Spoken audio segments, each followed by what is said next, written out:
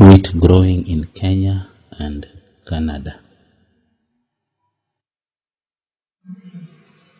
Let's start with wheat growing in Kenya, and it should be noted that the main wheat growing counties in Kenya are Nakuru, Narok, Uasin Gishu, Nyandarua, Meru, Trans Nzoia, Laikipia, and Elgeyo Marakwet. The map shows some of the areas where we have wheat growing taking place in the country Kenya. Conditions favoring wheat growing in Kenya. The first one is topography, which should be open and rolling to provide adequate drainage and facilitate the use of machinery. Second one is rainfall, which should be moderate to high, ranging between 500 to 1270 millimeters during the growing period. The third one is warm temperatures of between 15 to 20 degrees Celsius for at least 3 months to enable maturity of wheat. The fourth one is warm and dry sunny period to enhance ripening and harvesting of wheat.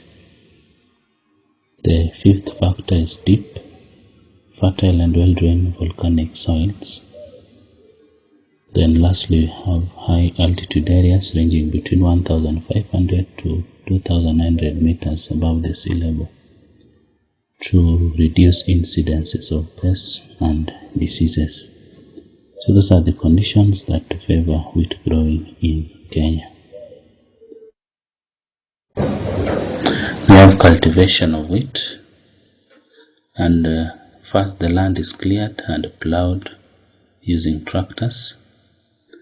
The land is then harrowed to allow weeds and stray wheat grains to germinate and be killed during the next harrowing. Fertilizers and manure are added to the land after the last harrowing.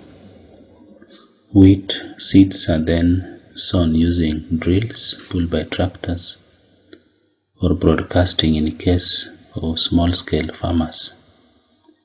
Spraying the crop against weeds and weeding is done at regular intervals till it attains maturity.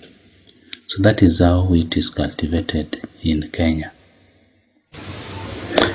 Next is harvesting of wheat. So how is wheat harvested in Kenya?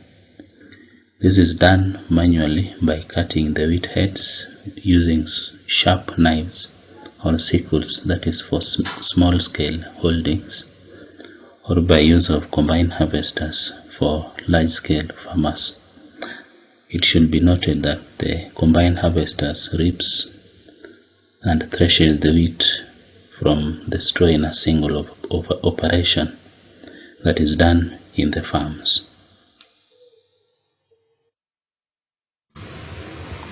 Next we have processing of the wheat. So the harvested wheat grain is threshed in the field or using the combine harvesters. The grain is then milled to obtain wheat flour, that is at the mills in various processing plants. Next is marketing of wheat. So how is wheat marketed in Kenya? Producers sell the wheat directly to the millers or through the National Cereals and Produce Board, that is NCPB, National Cereals and Produce Board. Problems facing wheat farmers in Kenya. The first problem is pests such as dusty brown hoop beetle, cereal weevils, quillea buds, and diseases such as stem rust, brown leaf rust that reduce the quality and quantity of produced wheat. Number 2 is price fluctuations in the domestic markets due to the brokering by middlemen. Farmers therefore get very low profits from their produce. Lastly, we have inadequate capital or high costs of buying inputs, that is machinery and fertilizers, that leads to marginal profits.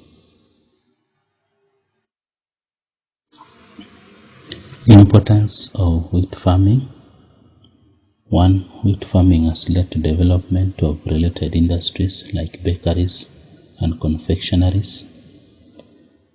We have number 2, wheat farming is a source of employment to the farmers as well as those who are employed in various industries processing wheat. 3.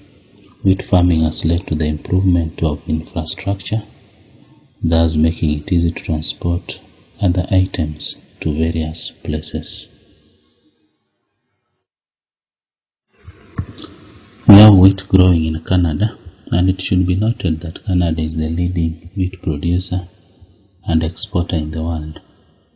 Wheat is grown in the Canadian prairies provinces of Saskatchewan.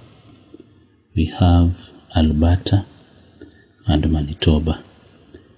The map shows the main wheat growing areas within those provinces in Canada. Factors favoring wheat growing in Canada. 1 is suitable climate characterized by warm summer temperature of about 15 degrees Celsius and mean annual precipitation of 460 millimeters that are ideal for wheat growing. 2 is gently sloping landscapes or rolling landscapes that allow for mechanization. The third one is availability of large tracts of land due to small population density, therefore giving land or area for cultivation of wheat. 3 is well-developed transport routes with elaborate railway lines and within the prairies that facilitate transport of wheat to the markets. The fifth one is fertile prairies with soils rich in potassium, essential for wheat growing. Then lastly, we have ready market in the urban population and the neighboring countries, enabling cultivation of wheat.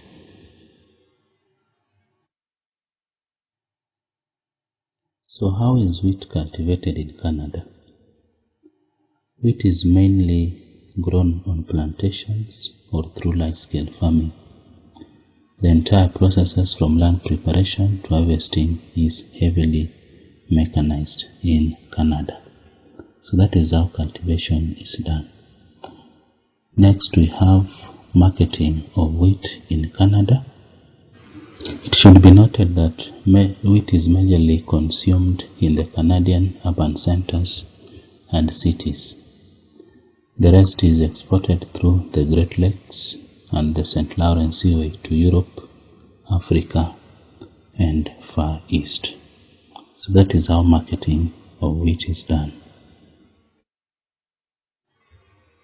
Problems facing wheat farming in Canada. 1 is difficulty in transportation during winter season when much of the Canada is under snow. This leads to delays in the delivery of wheat to the markets. 2 is pests and diseases such as cereal weevils and stem rust which destroy the wheat in the fields, leading to low yields.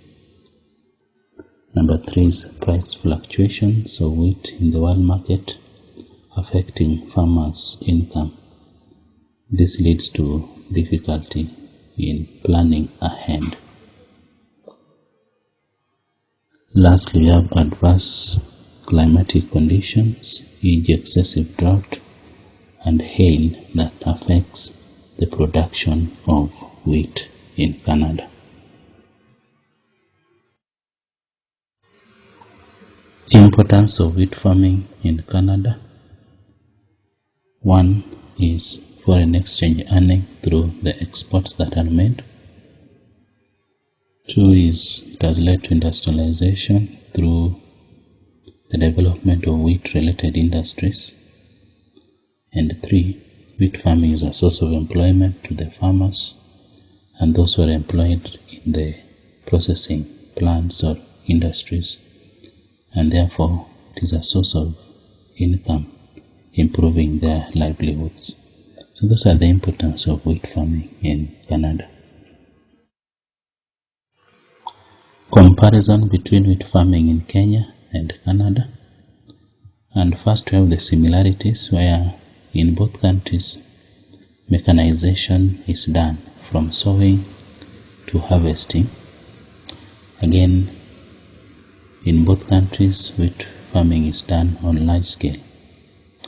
We have the differences, where in Kenya wheat farming is less mechanized, while in Canada it is highly mechanized.